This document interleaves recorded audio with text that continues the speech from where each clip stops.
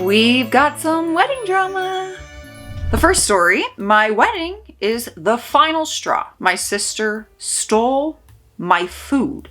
Like, your wedding food? I got married this past weekend. Everything was so beautiful and amazing. It was truly the best day of my life, and I just had to share the most nonsense stuff that happened at my own wedding. The worst part about all of this is I feel like it's hard to be grateful for the positives they added to my event. My older sister and her girlfriend really pushed to help me with appetizers and coordinating the event. Instead of listening to my ideas and trying to help me recreate my vision, they shoved me into the bridal suite and told me to relax. Every attempt for me to leave resulted in me being shouted at by them. Her girlfriend, my coordinator, ignored me when I tried to help, ignored and changed my attempts to set up, and ran away from me all night. Yeah, no. If I want to go out there and help set up and do my thing on my wedding day, ain't nobody pushing me in a room and telling me to relax. Prior to the wedding, my sister assured me that if I invited my mom and my siblings, she would be responsible for keeping them away from me. Instead, they found various times to ambush me throughout the night and tell me about what's going on in their life. Meanwhile, they never said or did anything to him and sent disgusted looks to my now husband. I can never have an intimate moment with him without seeing my family right there, hovering and watching. They refused to listen to us about coordinating the event. The photos ran long and I got scolded because, quote, the guests were getting restless. We had more than enough food. They just refused to put it out until I had to yell at them to feed everybody. I'm pretty sure they didn't even have the soup that was supposed to be the main appetizer. I got scolded because I didn't want to eat. When I was eating, I got told they didn't care that I was eating and scolded me to go take photos because it is the golden hour.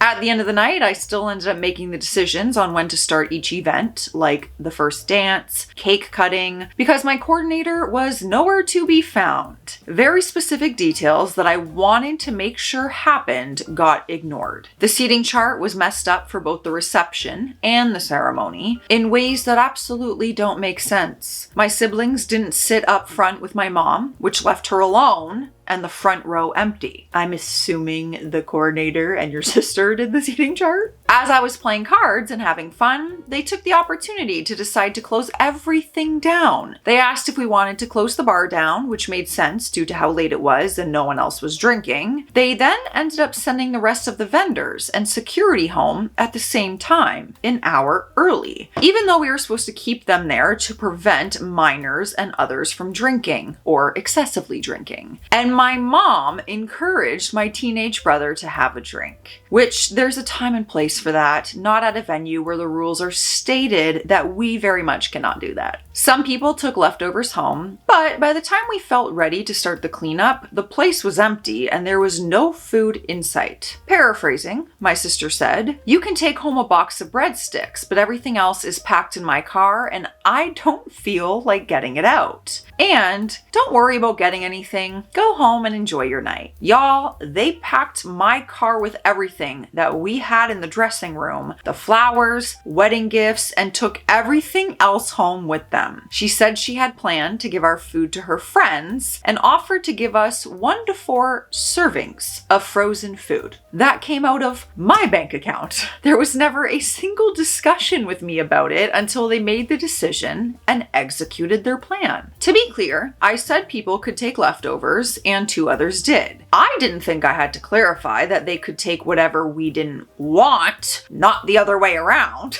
They were the only ones who prevented us from taking stuff home that night. Everything that my husband and I had our hands on went off without a hitch. I spent months coordinating the wedding. The photographer even complimented how detail-oriented the schedule was, only for them to take all of the control from me and try to ruin it. Everything about my wedding was perfect except for 5 people, all of whom are in my immediate family. I now know to leave them out of any future important events. event. I texted her today and I told her I was upset by everyone's actions, that I feel like they owe me for the cost of the food, and that I will not speak to her about anything other than returning my property to me. I have read on here that some people forget to eat at their wedding, and I had previously not wanted to be that person. All of them prevented me from enjoying my wedding to the fullest, and that's something I can never forgive. Her response, excuse me? What I love is she's going to disguise everyone's behavior as them just wanting to help me with the wedding, and perhaps her taking the food as payment. She supplied all the flower decorations and the appetizers, but I paid for everything. Full stop right there. Oh, I'm like, I don't know how to feel about all of this. It's very confusing to me. I've never planned a wedding, obviously. I've never had to go through a hectic day like that or the planning of what it is like to go through that. It is bizarre that I feel like before I'm packing up all the food into my car, I feel like my first initial thought would be, hey, bride and groom, what of this food do you want to take? And if there's anything I can take to help you out or get it off your hands, I will. I could give it to friends, whatever. I would love to hear this story from the sister's perspective. Like, truly, I really would. Let me know your thoughts. So as a lot of you guys already know, my immune system is absolute trash and I'm always sick. So I took some of your advice and comments and I bought oregano oil. And let me tell you, I bought the actual oil. People say it works better than the capsules. I don't know. I took it. I've been taking it for a few days. Vomit. It literally almost makes me projectile vomit every time. But I've been committed. I'm taking your advice. I saw that I should also buy zinc, and that might help support my immune system. So any tips and tricks, send them my way because I am trying them out. All right. Next story. If it's not a Karen with an iPhone, it's a Kevin with a camera. Not sure which is worse. Both. They're both worse. Probably the Karen.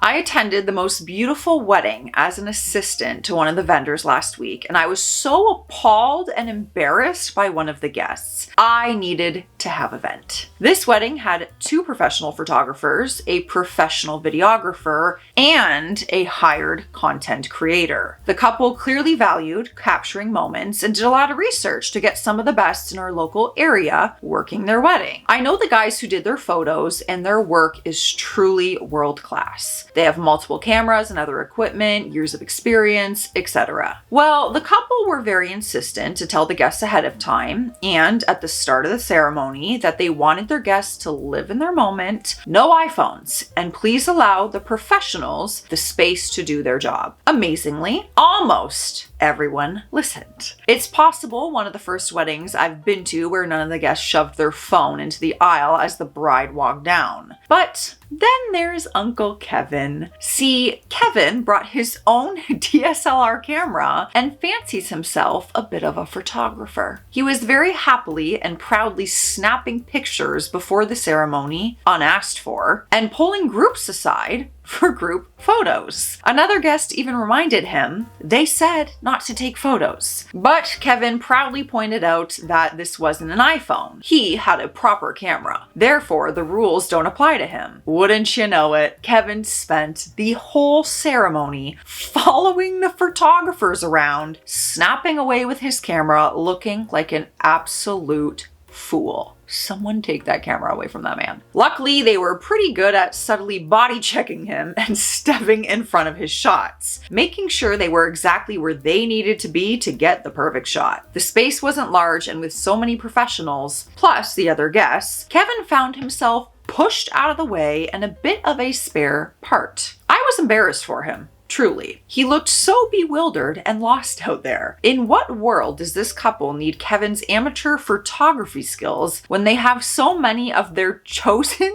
professionals taking shots from literally every angle? Not to mention they've spent thousands to get those people there. Very expensive. Don't be like Kevin, guys. You may fancy yourself a keen photographer, but someone else's wedding isn't the time for you to show off your skills unless you've been specifically asked by the couple. I'm laughing, guys, because I'm thinking of someone in my family who would do this, and I'm not about to say it, but I cannot stop laughing. If only you knew. Oh, I can't. Please just attend as a regular guest and maybe snap a few photos of your friends when it's not bothering anyone. And if you know Kevin with a camera, please tell him ahead of time to leave it at home. I don't think Kevin would listen even if you told him. Now, they do have an edit that they added to this post. Edit. Number 1, don't come for me about content creators. I really don't get it either. Ooh. But as someone commented below, some couples choose them to get faster, more informal content that they can enjoy within 24 hours. So there's no argument that Kevin should be taking photos because they'd have to wait for the pros or that there would be none. This wedding was literally overcaptured. Number 2, the price tag. This content creator charges $1,500 for the day. The photos and videos as a package would be over $10,000. Again, the couple invested a lot in this and carefully selected the best vendors for them. The entire wedding was planned perfectly, and they specifically asked that their guests just relax and enjoy the special day, not be taking photos during the ceremony. Wild. I've actually only been to one wedding. I stood in this wedding as a bridesmaid. My friend hired a content creator to capture like funny TikToks. We did different like funny TikTok transitions of like our PJs to our bridesmaid dresses. And she just truly wanted content, but she didn't want us to have to be on our phones doing it because she wanted us to live in the moment as the bridesmaids. So I do know some people do this. I've only seen it once, and a few of my friends have chosen to do the no phones during the ceremony because they hired photographers, and your cell phone ruins a lot of the shots. So I love that rule for sure. I respect it. Let me know your thoughts and what you guys have experienced at weddings. But yes, Kevin with his camera is very annoying. Next story, am I the a-hole for warning my sister I would leave her off the wedding guest list if she doesn't stop pushing me to ask mom's husband to walk me down the aisle? Sisters are fighting. My sister, 22 female, and I, 29 female, share the same biological parents. I was 9 and she was 2 when our dad passed, and I was 11 and she was 4 when our mom remarried. For lots of reasons, we don't have the same relationship with mom's second husband. There has been a burp brewing inside my body for 20 minutes now, and it has not come out. So when it does, I just want to warn you ahead of time. To my sister, he's dad. He's the best guy in the world, and she will scream from the rooftops to defend him. A few years ago, she went no contact with our dad's parents and siblings because she took offense to them calling us his little girls in a card that they left on his grave. She told them she was our stepfather's little girl. She actually said that we both were, and that dad didn't raise us like he did. This was the first time we ever had a real fight between us, though we had bickered and disagreed on the topic before, because I told her he was not and would never be my dad. She accused our grandparents, aunts, and uncles disrespecting our stepfather and of me turning against my family. And she told them she hoped they would join dad like they wanted to so badly, since they wouldn't come to terms with who our real dad is now. Quite a vicious thing to say. Like, who are you to decide who's dad to me? The fight between us continued beyond my sister cutting dad's family out of her life. She told me she had no idea I would be so set in my ways still, and that she thought I would see things clearer from being older. I told her it's because I'm older that I don't see it the same. I told her nobody replaced my dad, and she told me it wasn't normal to have someone else raise you and to feel like they weren't your real parents. I reminded her I was 11 when he married mom, so he didn't even raise me as long as dad did. Then she said I had known him longer though, and parenting doesn't end at 18. I pointed out I no longer lived with them at 18, and I never went to him for parenting or for support. She argued that he loved me as much as her, and he didn't deserve to be the guy mom married. This fight lasted close to 5 weeks, and I had to take some time away from her before it turned into something physical. She got so worked up, I expected it to become that. We did make up, kinda, but we're still very much not on the same page about mom's husband. I'm not understanding why you guys can't both be right in your feelings. Maybe she feels a closer bond to mom's new husband since she was young when she lost her father, and that's okay. She can feel that. But you can also feel your side, that your dad raised you and you don't feel that stepdad has replaced him, and you don't have to feel that way. I don't get it. Why can't both things be true? We also had a smaller fight over this topic around Father's Day because it was the 20th one without Dad, and she didn't like my post to Dad and felt that it invalidated Mom's husband. And maybe it did in her eyes because he became our dad when he married Mom to her. But the reality is he only became her dad and never mine. And I'm not even close to him or to my mom anymore because they could never wrap their heads around me not accepting him as my dad or my parent. Now the fight has turned to my wedding and the fact that Mom's second husband will not be the father of the bride and will not walk me down the aisle, get a dance, or have a standout place at the wedding. He's Mom's plus one, and that is it for me. He will be acknowledged in a toast with her, but that's it. My sister doesn't like it and has made it her mission to force my hand into asking him. She even went behind my back and told him I was going to ask him, and finally come around and started a whole crap show between me and my mom over it. Mom's husband was too busy sulking over not being asked to fight it out with me, and that's a whole other thing. I won't get into it here. I confronted my sister over what she did, and she said she was trying to get me to do the right thing. We argued and it turned into a fight. This is when I told her I would leave her off the guest list if she doesn't stop pushing. My sister told me I have always hated her for loving Mom's husband, for not wanting Dad to be her dad, but to have him as her dad because he's alive. She told me she never understood picking some dead guy over someone still alive who wanted to be our dad. What a bizarre way of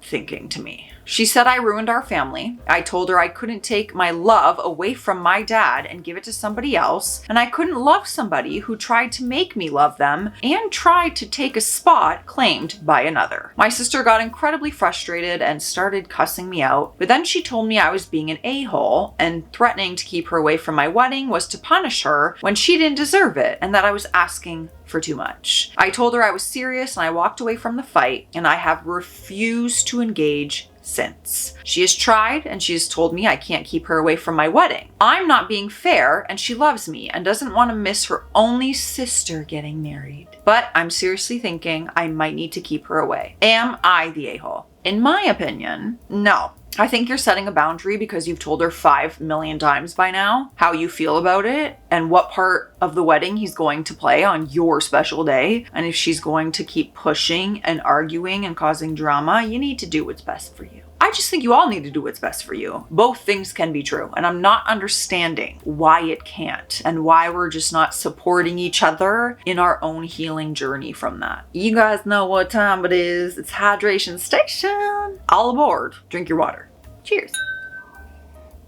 Next story is titled Unbridesmaided. Do we have a new word in the dictionary? Background. I was part of a friend group composed of 4 girls. Myself, 35 female, Helena, 33 female, Sophie, 31 female, and Frances, 33 female. We had been good friends for a couple of years. We all worked in the same industry. I loved having this group of friends as it was drama-free and super supportive. Over Christmas of 2022, I got engaged to my long-term boyfriend. Yay! Unfortunately, I had to keep the engagement a bit secretive, as our engagement also meant that I would have to move cities and change jobs.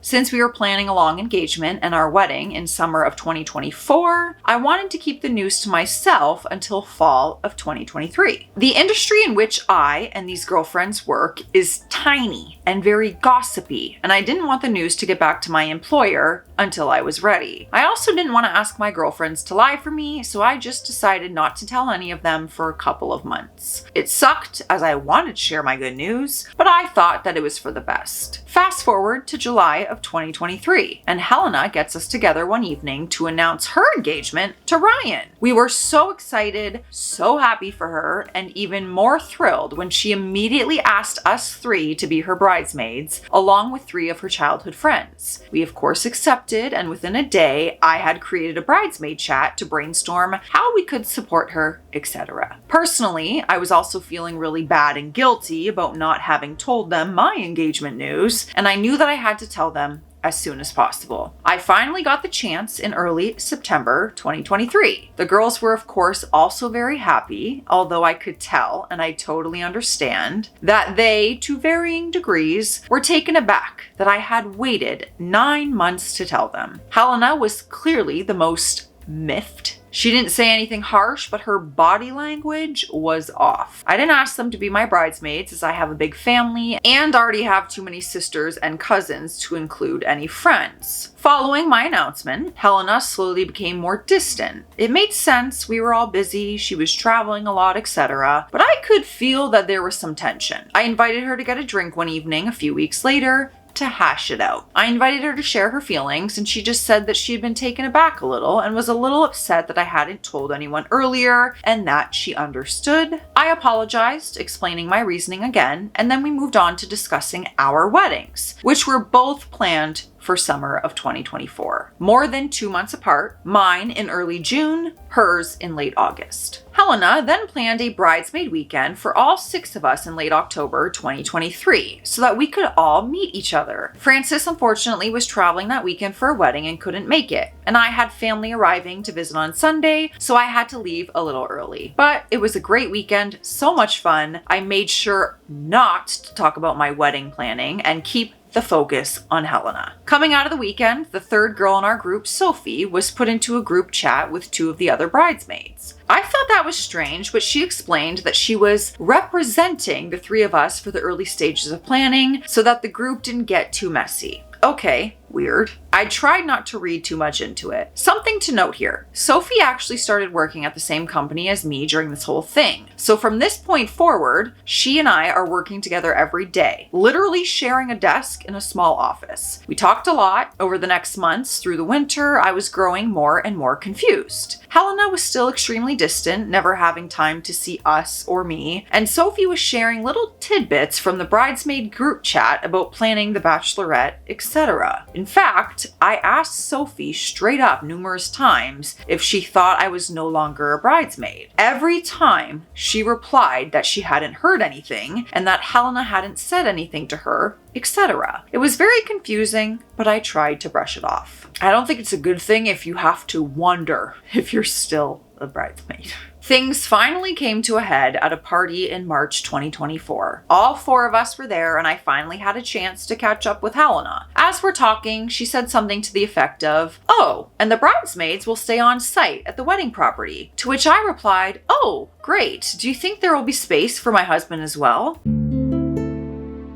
She looks me dead in the eyes and says, "Oh, sorry, I thought you had understood. You're no longer a bridesmaid." In my head, I'm thinking, how would I have understood? You haven't said anything. But out loud, I just say, "Oh, no, I wasn't aware. That's really too bad. But it's your wedding, and I'll just be so happy to be there and celebrate you guys." Well, that's very mature and nice of you. She then goes on to explain that since her fiance is only having 4 groomsmen, she wants to make numbers even and only have 4 bridesmaids. Her 3 childhood friends and Sophie from our friend group. So that means Frances and I are out because, quote, "Well, you're going to be so busy planning your wedding and Frances is pregnant." She had just told us this a month previously, so I'm sure she will be too busy as well. I was shook. I almost cried. I felt like I had just been rejected from the cool girls' table in the middle of the school lunchroom. It was awful. I left the party early and I had a good cry in bed. The next day, I text Frances asking if she's heard anything. She's like, "Thank God you texted me. I learned the same thing last night, but from Sophie." She made an offhanded comment about the bridesmaids that made it very clear to me that I no longer was one. I don't understand. Literally a few weeks ago, Helen and I were discussing bridesmaids colors. She hasn't said anything to me. This is so awful. Frances then texts Helena to confirm this, and Helena replies with the same flippant, "Oh, sorry, thought you knew." No apology, no real explanation. Listen, you do what you gotta do on your wedding day because it is your day, but communication is a wonderful thing. It's free, it's respectful, it's kind. These are your friends. Hello. I was so upset, as I think you all can understand. I tried in vain to pin down Helena for lunch or dinner just so that we could discuss. I didn't even want to yell at her. I just wanted to understand what had happened. After several cancellations on her part, I finally got her to have coffee with me. During this coffee, I apologized again for not telling her about my engagement earlier, and I asked if everything was all right between us. She once again confirmed that she was over any negative feelings she had about that, and that us being unbridesmaided was just a logistical decision. She also apologized for not being more clear. I left the coffee feeling better and remembering how much I liked her as a friend, but still unsettled. As for Sophie, the next day at work, I pulled her aside and I was frank with her. I told her that I knew she was a bridesmaid and not us, and that she had essentially been lying to me for months. I told her how embarrassed and upset that made me. She, of course, had all sorts of excuses. It wasn't my news to share, etc. But it was all kind of BS. But we made nice and she apologized and we moved on. I decided that as a mature adult, I could choose not to let this whole thing upset me, distance myself from the negativity, and just try to focus on my own wedding and coming to peace with the situation. And I honestly thought I was over it until Helena's wedding in August of 2024. Mine had gone off without a hitch a few months previously. The 3 girls had come and all was lovely, etc. But sitting in the church for Helena's wedding, I started noticing a few things. Number 1, she indeed had 4 bridesmaids, but also had a number of other girls, cousins, wives of the groomsmen, involved in the wedding in other ways. They were in the wedding procession, they did readings, there were ushers, etc. Frances and I were not involved at all. Number 2, her husband had 5 groomsmen, so her story about wanting to match numbers was absolute and total crap. Number 3, once we moved to dinner, which was seated, there came the final nail in the coffin for me. Frances and I were sitting at a table at the ass back of the room, y'all. Not even the ass back of the main room. No. We were in the back of the tent that had been added for overflow. We may as well have been in Timbuktu for all that. Oh my god, we might as well have been in Timbuktu for all that we were considered at this dinner. Normally, I don't care about wedding seating, but personally, if I was tragically forced to unbridesmaid 2 of my close friends, I would do everything in my power to make them feel loved and included in my day. Clearly, Helena either did not think about us at all, or more likely, thought about us and then decided she didn't give a crap. Throughout the dinner, I just kept asking to myself, I was supposed to be a bridesmaid. It was surreal. But in order to keep things civil, Frances and I smiled and chatted with everyone, tried to have a good time and danced all night. The next day I sent a thank you text to Helena, to which she replied politely, and since then I have not heard a peep from her. I'm just as confused as you are. Maybe she obviously doesn't value the friendship the same way you do. And I'm sure it's very confusing to be like, but why? Like, what went wrong? How are we not on the same page about all of this? Very confusing. Let me know your thoughts, and if you guys have some of your own wedding drama stories, whether you were a guest or it was at your own wedding, I want to hear them. Selfishly, you guys know I'm nosy. See you in the comment section. Stay classy out there. Stay snazzy.